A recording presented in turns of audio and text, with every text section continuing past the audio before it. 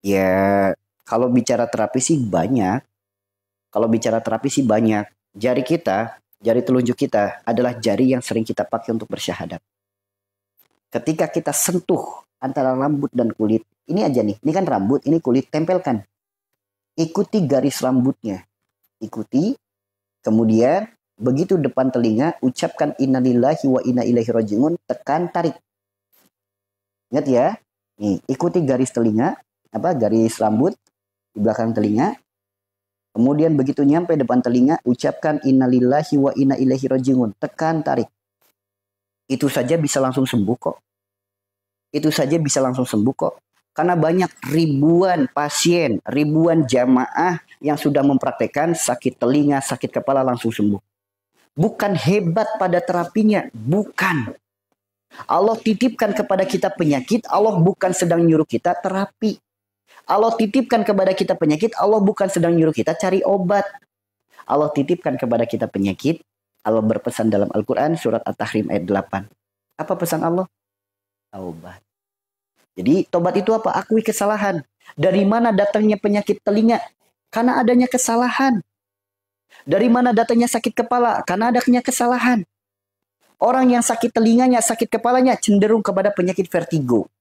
Penyakit vertigo adalah ruangan berputar. Ketika kita membuka mata. Namun putaran itu berkurang ketika kita menutup mata. Mata adalah jendela dunia. Orang yang segala sesuatunya terobsesi dengan perkara dunia berlebih. Terlalu banyak keinginan, banyak harapan, banyak angan-angan perkara dunia yang berlebih. Apapun yang ia lihat, obsesinya dunia terus. Pasti akan muncul kelalaian dalam hidupnya. Nah, salah satu ciri-ciri kelalaiannya ketika dia nguap, buka mulut terlalu lebar. Nguap, sehingga bunyi klik pada telinganya. Bunyi klik pada telinga itu tanda angin itu terkunci di dalam telinga. Sekarang tanyakan ke dokter. Dok, benar atau tidak penyakit vertigo itu disebabkan gara-gara adanya sumbatan angin pada telinga? Tanyakan pada dokter, benar atau tidak rasa sakit yang sangat dalam kepala kita itu, rasa sakit yang sangat berat pada kepala kita itu disebabkan karena adanya sumbatan angin pada telinga. Silakan tanyakan ke dokter kalau nggak percaya. Ini yang diajarkan oleh Rasulullah. Rasulullah dalam kitab, ini teman-teman, dalam kitab Syama'il Muhammadiyah, Rasulullah mengajarkan kepada diri kita ketika sedang nguap, tutup mulutnya, kunci. Tutup. Biarkan angin itu keluar lewat hidung. Biarkan air mata itu keluar. Biarkan angin keluar lewat telinga. Karena di saat angin itu keluar lewat telinga, segala penyakit yang ada di telinga, pendengaran, telinga berdenging, vertigo, sakit kepala, dan lain sebagainya, sembuh teman-teman. Karena Rasulullah sendiri yang bersabda, jika kita nguap mulutnya terlalu lebar, setan masuk ke dalamnya. Masuk setan. Ya. Makanya kalau nguap ditutup. Mulutnya ditutup. Biarkan angin itu lewat hidung. Biarkan angin itu keluar lewat telinga. Biarkan air mata itu keluar. Bahkan air mata yang keluar pegang. Pasti kasar. Berpasir. Karena apa? Karena kotoran mata juga ikut keluar. Indahnya hidup jika kita berpegang teguh pada Al-Quran dan Sunnah. Seperti itu ya. Jadi mau diterapi apapun, gampang terapi mah. Kenapa? Rasulullah sendiri bersabda, semua penyakit ada obatnya dan sebaik-baik pengobatan adalah hijamah. Apa itu hijamah? Berbekam. Berbekam. Maka tinggal berbekam pasti sembuh. Pasti teman-teman. Pasti sembuh. Ya, karena Rasulullah yang menjamin kesembuhannya. Namun bukan terapinya yang hebat. Kesadaran akan kesalahan itulah yang hebat. Karena untuk apa dititipi sakit namun gak sadar akan kesalahan. Apapun penyakitnya. Mau sakit kaki, sakit lutut, sakit pinggang, sakit perut, sakit dada, sakit leher, sakit kepala. Apapun penyakitnya, jika tidak melahirkan kesalahan, maksudnya tidak melahirkan kesadaran akan kesalahan, ya ikhtiar apapun akan tumpul. Berobat apapun akan tumpul. Tumpul teman-teman. Gitu ya. Kalau sakit kepala sebelah kiri, kepala itu ada dua, sebelah kanan dan sebelah kiri. Kepala itu di atas leher, disebutnya wilayah dunia. Sebelah kanan disebut hablum minannas, sebelah kiri disebut hablum minallah. Jika yang sakitnya hanya kepala sebelah kiri, perkara dunia yang hubungannya dengan Allah, itu perkara jodoh, rizki, mati. Terlalu banyak pikiran, perkara rizki. Besok uang dari mana? bayaran sekolah gimana, angsuran gimana, cicilan gimana. Itu bisa jadi masalah penyakit pada kepala sebelah kiri. Atau perkara jodoh. Bagi yang belum nikah, mikirin jodoh mulu. Atau bagi yang sudah nikah, khawatir mulu dengan pasangan. Nanti kalau pasanganku gini gimana? Nanti kalau gini gimana? Overprotective dan lain sebagainya. Sok migrain sebelah kiri. Atau perkara mati. Nah ini biasanya orang-orang anxiety nih. Datang pagi takut mati, datang siang takut mati, datang malam takut mati, dengar suara burung takut mati, dengar suara ambulan takut mati. Sok sering migrain juga sebelah kiri. Ya, dari situlah datanya penyakit migrain. Ingat, bukan kata saya, Rasulullah yang bersabda, tidaklah Allah titipkan penyakit, melainkan Allah gugurkan dosa. Adanya sakit, penyebabnya adalah dosa. Bahkan rasa sakitnya tertusuk duri saja, penyebabnya dosa. Apalagi rasa sakit kepala, apalagi rasa sakit migrain, vertigo, ya udah pasti penyebabnya dosa. Nah, gerbang daripada dosa adalah sifat perilaku perbuatan. Maka kalau pengen sembuh dari penyakitnya, perbaiki sifatnya, perbaiki perilakunya, perbaiki perbuatannya. Nanti sembuh penyakitnya. Ya teman-teman ya.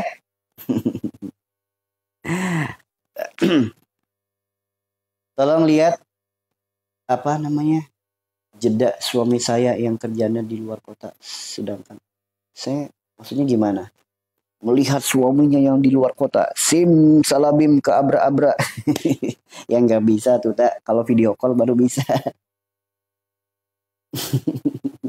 Ayah saya sakit stroke Tad. Ingatannya hilang timbul. Mohon doanya bismillah. Semoga Allah sempurnakan kembali sel-sel tulangnya, sendinya, syarafnya, seluruh organ dalam tubuhnya, wabil khusus saraf-saraf pada kepalanya. Semoga menjadikan jalan sehat, jalan sembuh, sakit yang melahirkan hidayah, kesadaran akan kesalahan, kesadaran akan dosa. Ya, ketika stroke, apalagi ingatannya hilang timbul, usahakan ya teman-teman ya. Orang seperti itu kan sudah tidak mampu untuk berkafarot. Usahakan keluarganya yang masih hidup berkafarot atas nama orang yang sedang sakit. Ya, kafarotnya apa? Bagi makanan 30. Perintahnya jelas ada di Al-Quran, surat Al-Maidah ayat 89. Jadi keluarganya yang masih hidup, sediakan makanan 30 bungkus atau 30 box, lebih juga boleh. Misal taruh di masjid, ini besok hari Jumat, diniatin kafarot atas nama ayahnya yang lagi sakit. Nah, kemudian ikhtiarkan pula, usahakan antara jam 11 sampai jam 1 siang, dengan kondisi perut sudah makan, usahakan konsumsi bawang putih. Caranya bagaimana? Bawang putih kurang lebih 7 siung digeprek. Kemudian rebus dengan air yang sudah mendidih, kurang lebih 3 gelas air putih, udah mendidih, masukin bawang putihnya. Sampai air itu setengah gelas. Usahakan minumkan semuanya. Lakukan rutin dari jam 11 sampai jam 1 antara itu. Kenapa? Karena di saat jam itu posisi matahari tepat di atas kepala kita. Di saat matahari tepat di atas kepala kita, pressure tubuh sedang naik. Itu sangat bagus buat ikhtiar. Baik terapi, minum obat, ataupun minum herbal itu sangat bagus. Ya, karena posisinya sedang bagus itu, kondisi tubuhnya. Maka usahakan jam 11 sampai jam 1 siang itu, usahakan diminumkan bawang putih. Ya, karena untuk ngunyah pasti udah nggak bisa. Maka solusinya adalah diminumkan bawang putih. Gak apa-apa kalau nanti ada reaksi di perut hangat, di dada hangat, gak apa-apa. Itu hanya reaksi awal saja. Namun kandungan dari bawang putih itu sangat bermanfaat sekali untuk peredaran darahnya. Karena boleh jadi adanya sumbatan pada saraf motoriknya. Sehingga apa? Selalu berada di alam bawah sadarnya. Sebagaimana orang-orang anak muda yang suka mabok. Ketika minum minuman tertentu, obat tertentu, akan menjadi penyempitan pembuluh darah. Penyempitan pembuluh darah, darah dan oksigen akhirnya tidak lancar ke otak. Apa yang terekam di otak akan terucap oleh mulutnya. Sehingga seperti orang mabok, seperti orang gak sadar, apa yang diucapkan, ngelantur, dan lain sebagainya. Karena apa? Adanya sumbatan pada saraf motorik. Kemudian bisa diikhtiarkan pula dengan cara berbekam. Di mana bekamnya? Titik umum bugis. Umum bugis itu mana? Lurusnya daun telinga. Ini kan telinga. Ini telinga. Lurus. Ketemunya di mana? Di sini. Nah, bekam di titik ini. Sok ikhtiarkan. Itulah ikhtiar-ikhtiar yang diajarkan dalam agama kita, baik yang terdapat dalam Al-Quran maupun terdapat dalam sunnah Nabi kita. Yakinlah, Al-Quran dan sunnah adalah sebaik-baik nasihat, sebaik-baik solusi, sebaik-baik petunjuk, sebaik-baik obat. Berpegang teguhlah pada Al-Quran dan sunnah. Insya Allah kebaikan keberkahan akan kita dapatkan. Keselamatan kebahagiaan akan kita dapatkan. Gitu ya teman-teman ya. Kalau sakit gula darah tinggi, Kalau sakit gula, darah tinggi sampai stroke, boleh nggak Abi minum bawang putih? Boleh. Boleh sekali. Waalaikumsalam semuanya. Saya punya penyakit batu empedu. Apa obatnya Pak Ustadz? Udah ke dokter. Betapa kali belum sembuh. Ya dokter yang tahu obatnya. Saya nggak tahu obatnya karena saya bukan dokter, saya bukan tenaga medis. Jadi saya nggak tahu kalau ditanya obatnya. Namun kalau ditanya solusi bagi orang yang terkena penyakit batu empedu, insya Allah saya paham. Karena agama kita juga mengajarkan, baik dalam Al-Quran maupun dalam Sunnah, maupun dalam kitab-kitab yang ditulis oleh para ulama. Salah satu kitabnya yaitu Tibun Nabawi. Batu empedu, ingat ya, Allah titipkan kepada kita penyakit itu, Allah bukan sedang nyuruh kita cari obat. Bukan. Allah titipkan kepada kita penyakit, Allah berpesan kepada kita untuk tobat. Berarti apa? Berarti mengakui kesalahan. Kesalahan apa dalam hidup kita yang menyebabkan penyakit batu empedu? Kesalahan apa dalam hidup kita yang menyebabkan penyakit batu empedu? Karena nggak mungkin ada penyakit tanpa ada kesalahan. Nggak mungkin teman-teman. Ya, kecuali orang-orang soleh, kecuali para nabi, para kekasih Allah. Sakitnya sebagai ujian, bukan karena kesalahan. Kalau orang seperti kita, para pendosa, sakitnya kita karena kita punya kesalahan. Nah, kesalahan apa sih yang bisa menyebabkan penyakit batu empedu? Ingat, empedu sifatnya sama seperti ginjal, yaitu untuk menyaring. Ya, satu, yuk, jangan merasa benar. Jangan merasa paling dibandingkan yang lain. Ketika mendengarkan nasihat dari orang lain, belajar bijak, jangan sepelekan nasihat orang lain. Itu yang pertama. Kemudian yang kedua, belajar lebih bijak lagi ketika menyampaikan kepada orang lain. Kemudian, batu sifatnya keras, jangan keras kepala dengan sudut pandang kita. Jangan keras kepala dengan pola pikir kita. Jangan selalu merasa diri paling benar, jangan selalu merasa diri yang paling bisa, paling pintar. Ini kalau nggak ada aku, pasti rumah berantakan. Itu hal yang paling sederhana. Ya, ini kalau nggak ada aku, nanti rumahnya pasti berantakan. Ini kalau nggak ada aku, pasti nanti kayak gini. Nah, itu sifat-sifat seperti itu bisa jadi penyakit batu empedu. Selalu merasa paling di antara yang lain. Palingnya itu banyak. Nah, kemudian batu empedu berada di wilayah perut. Perut disebutnya wilayah Nabi Yunus. Lihat kisah Nabi Yunus yang ada di Al-Quran. Yaitu berkaitan dengan apa? Berkaitan dengan pola pikir. Terlalu banyak pikiran, banyak kekhawatiran, banyak kecemasan. Berujung pada apa? Makan tidak enak, tidur tidak nyenyak, istirahat jadi tidak teratur. Itu juga bisa berdampak pada penyakit batu empedu. Lantas apa solusinya? Ingat, jika punya kesalahan, tugas kita mengakui kesalahan. Jika punya kesalahan, tugas kita memohon ampunan.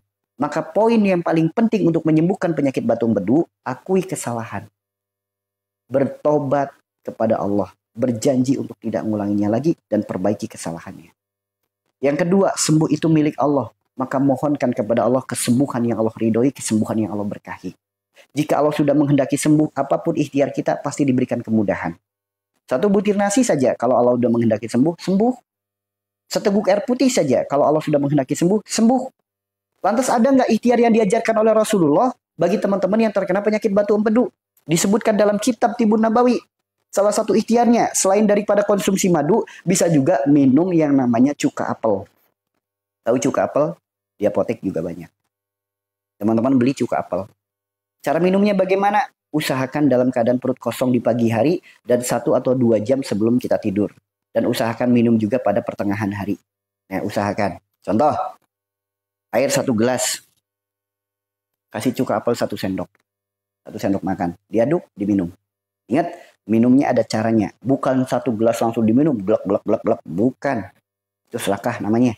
Per 3 teguk. 1 teguk, 2 teguk, 3 teguk. Biarkan. Biarkan turun dulu air. Nah, nanti minum lagi 3 teguk lagi.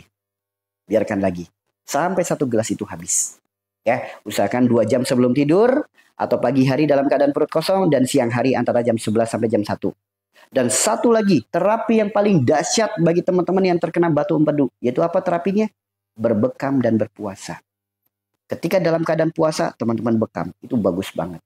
Alhamdulillah, puluhan, mungkin ratusan pasien yang datang ke tempat kami, yang terkena batu empedu, sembuh dari penyakitnya ketika mengikuti saran dan nasihatnya. Ingat, Allah tidak akan merubah suatu kaum sebelum ia merubah dirinya sendiri.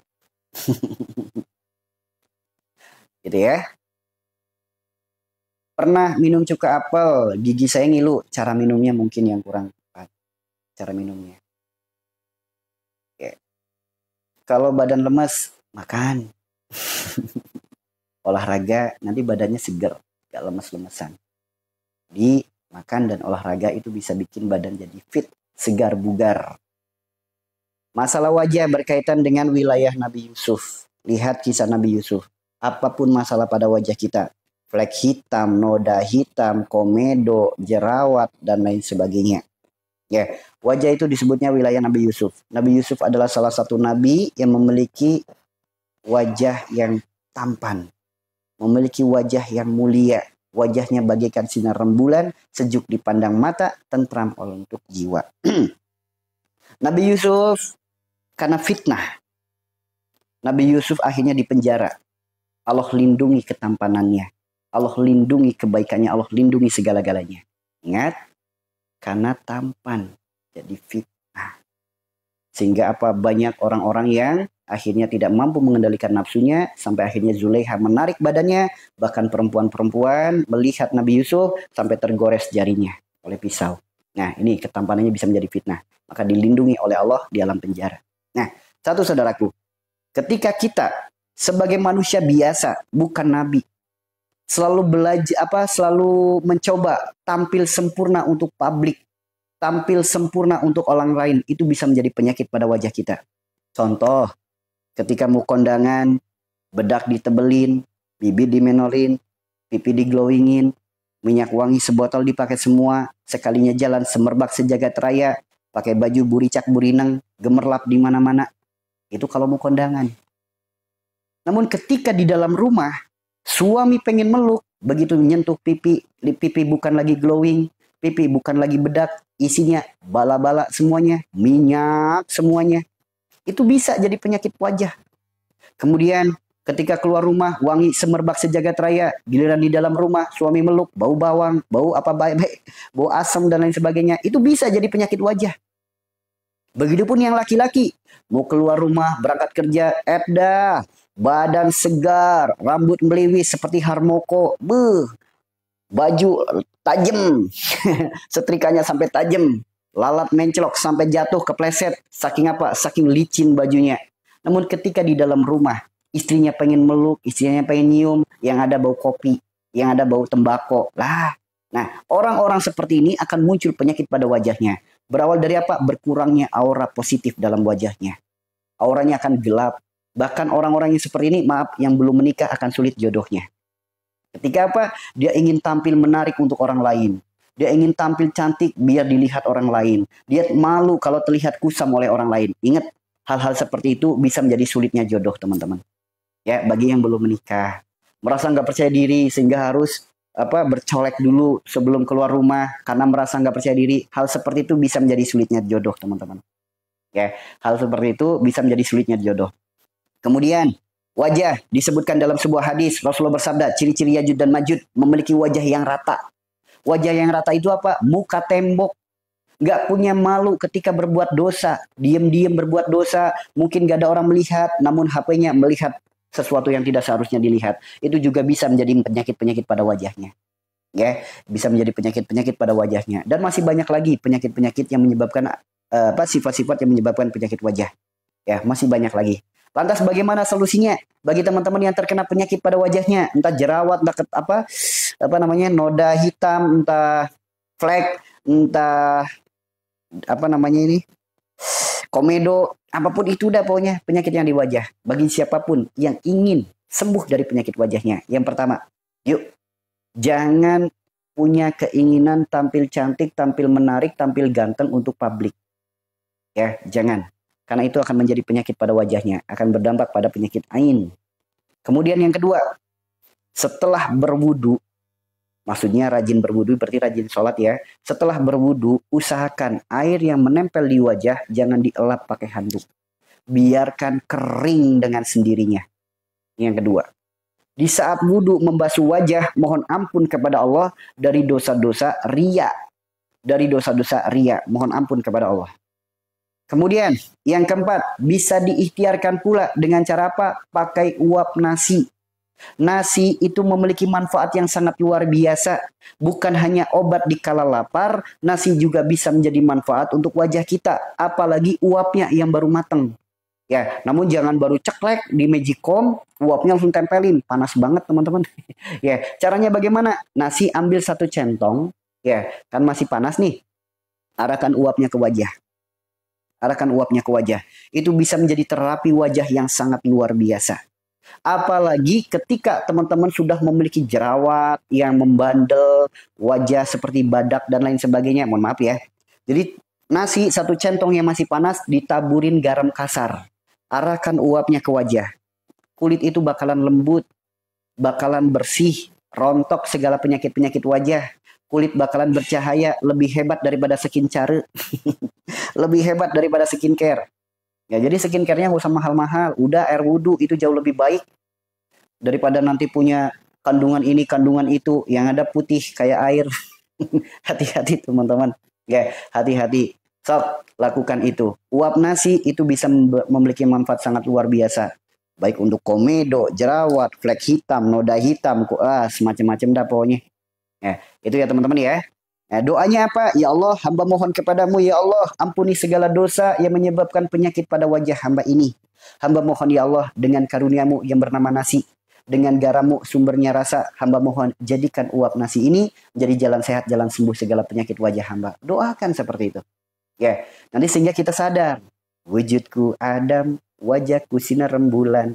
Nah, nanti indah, wajahnya bagaikan sinar rembulan, sejuk dipandang mata. Semua orang yang melihat dirinya pasti akan takjub. Takjub di sini bukan berarti penyakit ain. Takjub di sini itu bagaikan sinar rembulan, sejuk dipandang mata, menenangkan, menenteramkan, bawaannya membahagiakan. Hanya orang-orang munafik yang tidak suka dengan dirinya. Itu seperti itu teman-teman.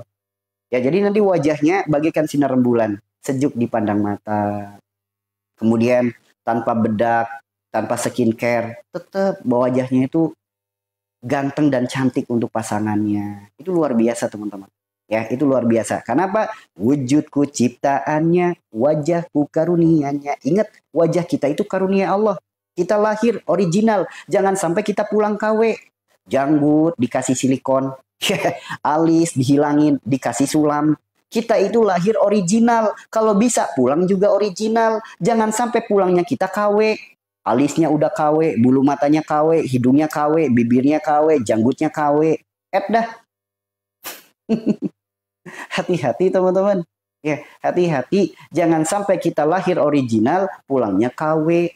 Jangan sampai kita lahir original, pulangnya alisnya udah palsu, bulu matanya udah palsu, hidungnya udah palsu, wajahnya udah palsu, bibirnya udah palsu, janggutnya udah palsu. Jangan. Jangan. Karena wujudku Adam, wajahku sinar rembulan, mataku matahari, di pundakku bintang. Wujudku ciptaannya, wajahku karunianya, tanganku bimbingannya, di pundakku amanahnya. Itulah manusia. Man arafa nafsahu faqad arafa rabbahu. Ya, jadi kalau bisa kita lahir original, pulang juga original. Jangan sampai kita lahir original, pulang alisnya udah palsu, bulu matanya palsu, hidungnya palsu, wajahnya palsu, plastik semua isinya. Janggutnya juga palsu. Jangan teman-teman. Itulah orang-orang yang melampaui batas. Dalam agama kita haram hukumnya. Ya, dalam agama kita haram hukumnya. Ini kan sebagai bentuk rasa syukur saya kepada Allah. Ya, sebagai bentuk rasa syukur saya kepada Allah. Keindahan yang sudah Allah titipkan, saya ingin menambahkan keindahannya. Bukan seperti itu, Samsul.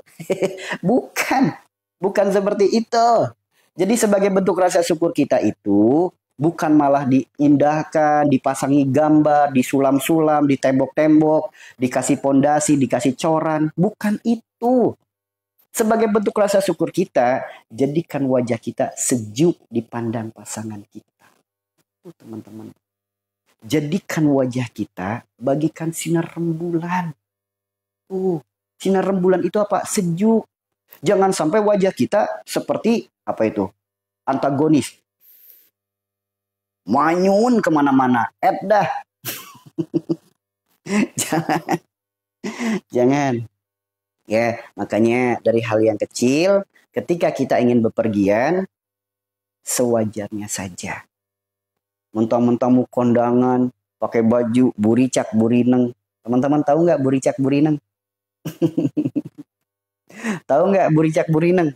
Pakai baju buricak burineng, pipi diglowingin, bedak ditebelin, bibir dimenorin, alis bagaikan badai, bulu mata bagaikan ombak. Beuh, minyak wangi sebotol dipakai semua. Sekalinya jalan, beuh, semerbak sejagat raya. Wah, jangan kayak gitu. Itu berbahaya. Gak boleh teman-teman. Kalau ingin dandan, dandanlah dengan pasanganmu. Tuh teman-teman. Ya, dandan dengan pasanganmu. Cantik untuk pasanganmu. Ganteng untuk pasanganmu. Jangan niat cantik, niat ganteng untuk orang lain di kondangan. Edah, murah amat. Ya. Yeah. Oh, buricak burinong. Gitu. Jadi tampil cantik kok untuk orang lain. Murah. Tampil cantik itu untuk pasangan. Itu baru namanya orang hebat. Ya. Awi apa benar saat sedang sakit dilarang untuk potong kuku? Itu mitos teman-teman. Ya, itu mitos. Bahkan saya masih ingat sekali, ada salah satu pasien. Orangnya stroke. Stroke datang ke tempat kami waktu itu saya masih di tempat ibu. Majelisnya masih di tempat ibu. Beliau seorang penjahit, memiliki stroke, penyakit stroke. Diantarkan oleh istrinya, diantarkan oleh anak dan menantunya. Diantarkan, datang ke tempat kami menjelang maghrib. Saat itu sedang hujan lebat, sehingga apa orangnya harus ditandu. Ditandu dan sedikit kehujanan. Ya, begitu nyampe di tempat kami, saya lihat, menurut pengakuan dari istrinya, suaminya itu sudah tidak lagi ingat dengan istrinya. Sudah tidak lagi ingat dengan anak-anaknya. Jadi udah hidupnya ngeblank aja gitu. Stroke penyakitnya. Nah, berbicara tidak bisa, gitu bicaranya, bahkan maaf, mulutnya sedikit menceng. Begitu saya cek, saya lihat, ternyata kukunya panjang. Langsung saat itu juga potong kukunya. Kenapa? Kuku yang panjang, di balik kuku itu ada virus bakteri yang berbahaya untuk kesehatannya. Itu secara medis. Nah, kalau secara hadis, di balik kuku itu ada jin yang berbahaya untuk dirinya. Maka saat itu kukunya langsung saya potong. Langsung saya potong. Keluarganya, emang boleh orang sakit potong kuku? Boleh. Siapa yang melarang? Itu mitos. Sakit nggak boleh potong kuku, itu mitos. Tetap potong kuku. Bersihkan. Jadi kalau bisa, dalam keadaan sakit itu tubuh kita bersih. Jangan sampai dalam keadaan sakit tubuh kita kotor. Karena kematian kita tidak pernah tahu. Daripada sudah jadi jasad, sudah jadi mayat baru dipotong kuku, jauh lebih menyakitkan. Jadi sedang dalam keadaan sakit, usahakan semuanya bersih. Karena kita tidak pernah tahu, boleh jadi sakit kita adalah hari akhir kita.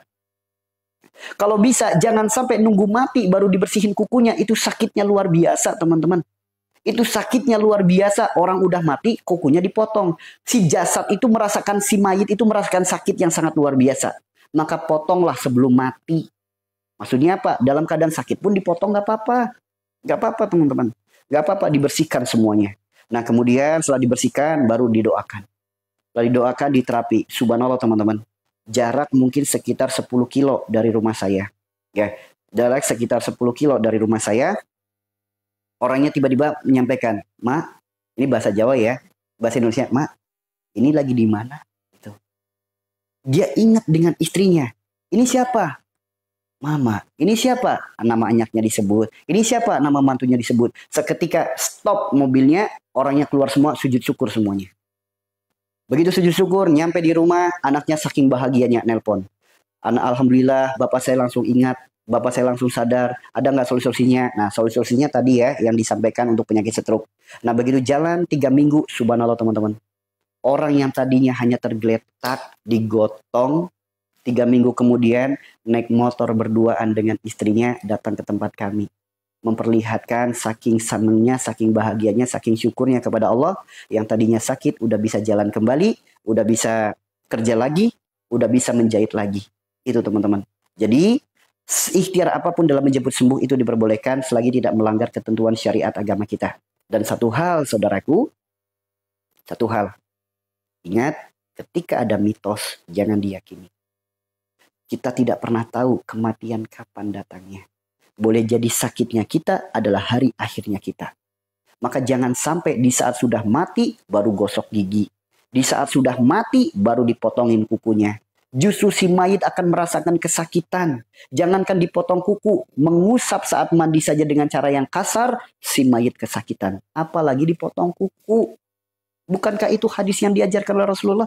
Bukankah itu yang diajarkan oleh Rasulullah? Gak boleh teman-teman. Jadi orang sakit potong kuku, boleh. Gak masalah, boleh. Boleh. Bahkan kalau di tempat kami sangat dianjurkan. Begitu kukunya panjang, potong dulu. Kukunya panjang, potong dulu. Karena apa? Di balik kuku ada air liur setan. Di balik kuku ada air liur setan. Ciri-cirinya apa? Keluar keringat dingin. Yuk teman-teman kita cek. Tubuh kita banyak air liur setannya atau enggak? Kalau potong kuku waktu malam hari, nah kalau waktu malam hari baru nggak boleh. Bolehnya pagi sampai sore, malam nggak boleh. Tertulis jelas dalam kitab Taklimu Taklim, nggak boleh motong kuku malam hari. Karena apa? Khawatir, mungkin gelap, penerangan kurang, nanti kulitnya kena. Tuh teman-teman, menyikapinya dengan bijak saja. Kenapa? Syariat agama kita terkadang tidak masuk dengan logika akal sehat. Dalam arti maksudnya gimana? Sok, dalam agama kita nggak boleh tidur pada asar pada subuh. Kan nggak masuk logika. Apa hubungannya tidur pada asar pada subuh? Tapi agama kita melarang. Tuh teman-teman, ya paham di sini ya? Ya, bagi teman-teman yang ingin tahu sebetulnya tubuh kita tuh banyak air liur setannya atau tidak, yuk kita praktekkan bersama-sama. Praktekkan dulu ya. Pengen tahu nggak? Untuk mengetahui air liur setan di dalam tubuh kita banyak atau tidak. Kalau sedang head jangan potong kuku, kalau itu nggak boleh. Ya, karena kalau lagi head jangankan potong kuku, rambut rontok aja harus diambil. Pengen tahu nggak cara mengetahui air liur setan dalam tubuh kita banyak atau tidak? Pengen tahu caranya? Kalau potong kuku ada hari yang dilarang? Ada. Selasa, Rabu itu usahakan jangan potong kuku. Usahakan potong kuku sebagaimana Rasulullah potong kuku. Senin, Kamis, Jumat. Selain hari itu usahakan jangan potong. Ya, kita praktekin ya. Kita praktekkan bersama-sama. Silakan teman-teman pegang pundaknya seperti ini. Pegang pundaknya seperti ini. Pegang pundaknya. Ya. Sekarang pejamkan matanya semuanya. Pejamkan matanya. Tarik nafas perlahan dari hidung. Hembuskan lewat mulut, dalam hati ucapkan Allah.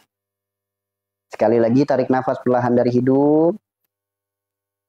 Tahan, hembuskan lewat mulut, dalam hati ucapkan Allah. Sekarang ikuti doanya. Bismillahirrahmanirrahim. Ya Allah, hamba memohon kepadamu, sempurnakanlah seluruh jiwa yang mengharap doa kepada hamba. Innalillahi wa inna ilaihi rajiun. Tarik nafas yang panjang dari hidung. Tahan nafasnya, baca Al-Fatihah dalam hati 1 kali, mulut tetap diam dan tahan nafas. Sekarang buka matanya dan hembuskan nafasnya perlahan lewat mulut. Ingat, tangan kita lihat, pencet pundaknya lalu tarik. Pencet pundaknya, tarik. Pencet pundaknya, tarik. Begitupun pundak satunya. Pencet, tarik. Praktekin aja teman-teman. Ya, yang biasa masuk angin, sok langsung seger badannya. Udah? Yang suka sakit kepala, pencet pundaknya, tarik. Tengkuk lehernya, pencet, tarik. Udah? Sekarang lipat daun telinganya. Lipat daun telinga seperti ini. Udah? Ingat, cubit punggung kaki, punggung tangan. Dicubit ya, punggung tangannya dicubit seperti ini. Cubit yang banyak. Cubit. Sampai ke pergelangan, bahkan sampai ke lengan. Cubit. Begitupun tangan satunya. Tangan satunya cubit. Pergelangan. Sampai ke lengan. Udah? Sekarang cubit pula pergelangan kaki. Bentar ya, saya siapin dulu. Maaf ya, bukan berarti tidak sopan. Maaf. Buka dikit. Nah, ini pergelangan kaki. Ya, ini pergelangan kaki. Cubit. Cubit bagian depan. Enak teman-teman. Perih, peres, hangat. Bagian samping. Kemudian cubit pula bagian dalam. Cubit. Dah. Sekarang kaki satunya. Kaki satunya dicubit. Udah? Bagian depan, bagian samping, bagian dalam. Yuk, dalam hitungan 1, 2, 3. Siapa yang merasakan langsung sendawa? Siapa yang badannya langsung hangat? Badannya langsung segar? Ngantuknya hilang? Hidupnya jadi semangat? Yuk, badannya jadi semangat. Ada yang merasakan itu enggak? Begitu terapi, langsung sendawa. Begitu terapi, langsung keluar keringat hangat. Begitu diterapi, langsung segar badannya. Ya, merasakan nggak? Sendawa, keluar keringat hangat, badan segar. Merasakan itu nggak teman-teman? Merasakan? Itu normal namanya. Ya. Sekarang saya tanya, ada nggak setelah terapi mual? Pengen BAB? Pengen pipis? Nguap? Ngantuk? Keluar keringat dingin? Yuk, bagi teman-teman yang banyak air liur setannya, pegang telapak kakinya. Langsung dingin nggak? Sob, dipegang telapak kakinya, dingin nggak? Dipegang telapak kakinya, dingin nggak? Ada yang mual, ada yang dingin. Yuk, pegang telapak kakinya, dingin nggak? Kemudian, pegang jari jemarinya, dingin nggak? Pegang. Pegang daun telinganya yang tadi, dingin nggak? Pegang bulat tengkuk lehernya, dingin nggak? Ya. Yang merasakan dingin, itu adalah tanda air liur setan itu keluar dari tubuh kita. Yang merasakan hangat itu tanda badannya sehat. Yang merasakan dingin itu tanda air liur setan keluar dari dalam tubuh. Dari mana datangnya air liur setan itu? Rasulullah sendiri yang bersabda. Makan dan minumlah dengan tangan kanan. Jangan makan dan minum dengan tangan kiri. Makan minum dengan tangan kiri, makan minum bersama dengan setan. Jadi orang yang suka makan dan minum dengan tangan kiri, ketika terapi seperti ini akan muncul dingin-dingin pada bagian tubuhnya. Bahkan mual, pengen BAB, kepala pusing, ngantuk, nguap. Itu kalau yang banyak air liur setannya. Berawal dari mana? Satu, ada 3 perkara. Yang pertama, makan dan minum dengan tangan kiri. Sesuai dengan hadis Rasulullah. Yang kedua, dari mana datangnya? Makanan dan minuman yang terbuka di malam hari. Dimakan dan diminum lagi di pagi hari. Atau di esok harinya. Itu nggak boleh teman-teman. Contoh, kita beli martabak. Malam-malam nih beli martabak. Dimakan nggak habis. Dibiarin ngegeletak begitu saja di ruangan. Tanpa ditutup. Besok paginya diangetin. Besok paginya dimakan. Itu nggak boleh teman-teman. Kenapa? Satu, khawatir makanannya sudah tercampur virus, bakteri, debu, binatang, dan lain sebagainya. Ya, dan ada makhluk malam hari yang ikut makan. Tuh teman-teman, ya. Jadi kalau punya makanan, minuman di malam hari tidak habis, kalau ingin dimakan dan diminum lagi esok hari, usahakan tutup dengan rapat. Meskipun hanya tutup saji bolong-bolong, nggak masalah. Yang penting tertutup, tidak terbuka bebas. Ya, meskipun pakai tutup saji yang bolong-bolong nggak masalah. Yang penting tertutup, tidak terbuka bebas.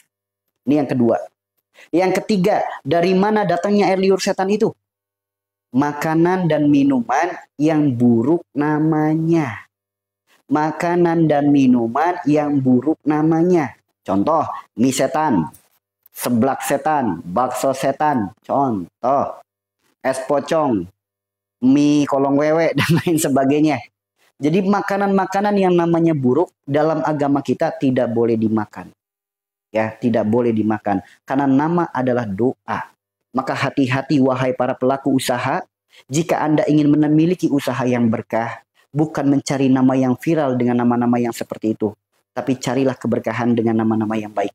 Karena apapun yang kita lakukan saat ini akan dimintai pertanggungjawaban di masa akhirat kita. Ketika ditanya, hei si Fulan, kenapa kamu kasih makan manusia dengan nama-nama yang buruk? Jawaban apa yang akan kita berikan? Dulu sebelum tahu di rumah Abi sering minum pakai tangan kiri. Alhamdulillah sekarang tidak lagi. Alhamdulillah. Alhamdulillah. Karena sebetulnya itu sesuatu yang diajarkan oleh Nabi kita ya. Bahkan tertulis dalam kitab Syama'il Muhammadiyah. Tuh teman-teman. Ya. Nah makanya hati-hati tuh. Yang suka makan dan minum dengan tangan kiri. Kemudian makan dan minum yang terbuka di malam hari. Kemudian makan dan minum dengan nama-nama yang buruk. Itu berbahaya. Gak boleh teman-teman. Gak boleh. Nah, terapi tadi namanya terapi angin. Silakan teman-teman lakukan ketika badan sedang merasa tidak baik-baik saja. seperti masuk angin, seperti sedang mual, seperti sedang pusing, mabuk perjalanan, badan greges, demam, dan lain sebagainya, silakan lakukan terapi tadi. Ya, karena terapi tadi banyak orang-orang yang sudah melakukannya. Yang dulunya sering masuk angin, sekarang nggak masuk angin lagi. Yang dulunya kemana-mana pakai jaket, pakai kaos kaki, bertemankan dengan fresh care, sekarang udah nggak pakai lagi. Yang dulunya sering mabok perjalanan, sering mabok kendaraan, alhamdulillah sekarang udah nggak mabok perjalanan lagi. Kalau tidak percaya, buktikan, praktekkan. Inilah agama kita. Sembuh itu mudah, sembuh itu murah, sembuh itu gratis. Bagi siapa? Bagi yang mau. Karena Allah titipkan kepada kita penyakit, Allah bukan sedang nyuruh kita cari obat. Melainkan Allah berpesan kepada kita untuk taubat. Gitu ya. Salam Kamis. Ya, begitu ya teman-teman ya. Amin, amin ya Allah, amin. Ya, amin. Ya, itu terapi angin teman-teman. Sekali caranya. Yuk, bagi teman-teman yang sering masuk angin, sering mabuk perjalanan, sering keluar keringat dingin, sering cemas, kemudian sering merinding, sering mual-mual, sering pusing-pusing, yuk lakukan terapi angin. Bagi teman-teman yang merasa room ini bermanfaat, silakan teman-teman disupport dakwahnya. Bismillah, semoga angka ini bisa sampai di angka 300-nya ya teman-teman ya. Bagi teman-teman yang merasa room ini bermanfaat, silakan sebelum kita praktek terapi, bagikan dulu sebanyak-banyaknya. Semoga di luar sana orang-orang yang sedang putus asa dengan penyakitnya, jadi jalan kesehatan kesembuhan untuk dirinya. Yuk, bagi teman-teman yang merasa room ini bermanfaat, disupport dakwahnya. Yang belum follow, silakan di follow. Yuk, kita lakukan terapi angin. Kita lakukan terapi angin. Bagaimana cara terapi angin? Pegang pundaknya. Ya, pegang pundaknya seperti ini. Bebas. Tangan kanan, tangan kiri dulu yang megang, bebas. Ya, bebas ya teman-teman ya. Pegang pundaknya. Dah? Dah? Sekarang pejamkan matanya. Tarik nafas perlahan dari hidung. Hembuskan lewat mulut, dalam hati ucapkan Allah. Tarik nafas perlahan dari hidung. Hembuskan lewat mulut, dalam hati ucapkan Allah. Sekarang tarik nafas yang panjang. Tahan nafasnya, baca Al-Fatihah, tahan nafas 1 kali, mulut tetap diam. Ya Allah, ikuti doanya. Ya Allah, hamba memohon kepadamu, sempurnakanlah seluruh jiwa yang mengharap doa kepada hamba. Innalillahi wa inna ilaihi rajiun. Sekarang buka matanya, hembuskan nafasnya, pencet pundaknya, tarik. Pencet pundaknya, tarik seperti ini ya. Ya. Pundak satunya lagi juga sama, pencet, tarik. Udah?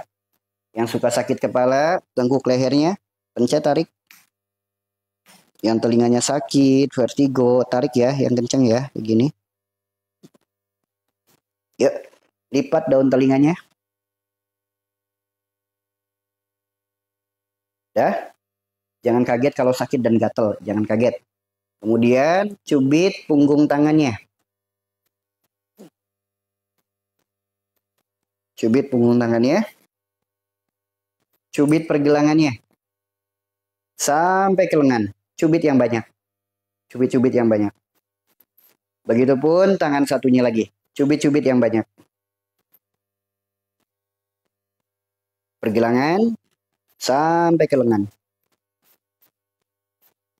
Dah? Sekarang maaf ya. Kembali, bukan berarti tidak sopan. Mohon maaf. Saya angkat kaki saya. Ini pergelangan kaki. Ya, ini pergelangan kaki. Cubit pergelangan kakinya, tarik. Bagian depan. Ini bagian samping. Yang banyak ya. Kemudian bagian dalam. Yang banyak. Cubitnya yang banyak. Sekarang kaki satunya lagi. Cubit-cubit.